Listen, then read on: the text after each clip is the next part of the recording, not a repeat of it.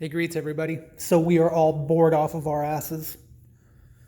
So I'm going to try and contribute stories to keep us entertained. But if you were following my story about this bike, this is 79 RD400 Daytona Special. I picked it up in Oklahoma, and it was about 30 miles away from Tulsa. And my good friend Danny Boy, had bought the house from the Outsiders and rehabbed it. So we basically made a trip out of it. I took my kids. We went up and picked it up. It was about 4 hours from here. And after I picked it up, we went over and saw him. And he graciously gave us a one-on-one tour, me and my kids.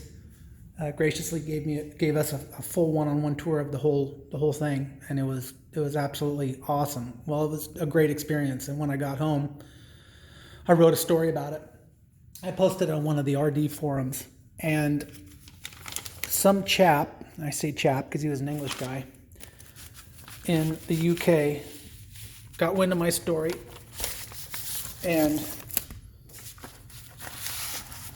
obviously knew a lot about the Outsider's house because he asked me if he could put it in his publication. Now, these bikes have a huge cult following. So this one, well, RD, that must be an English thing. Well, an RD, all right, radio.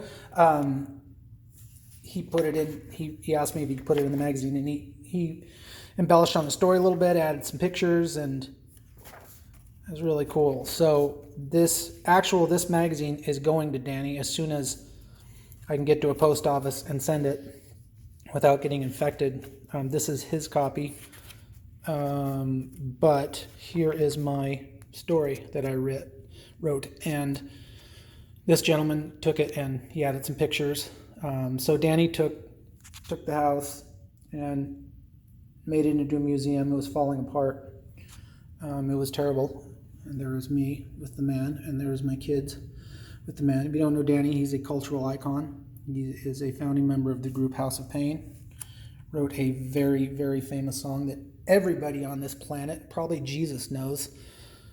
I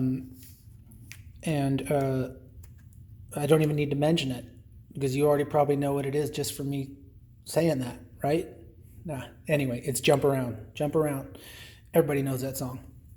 So this was my story, and since I've been doing this, it's a hobby that makes money. I make some money doing it, but really the experiences and the people I've met and the people I've talked to, and it's really been great.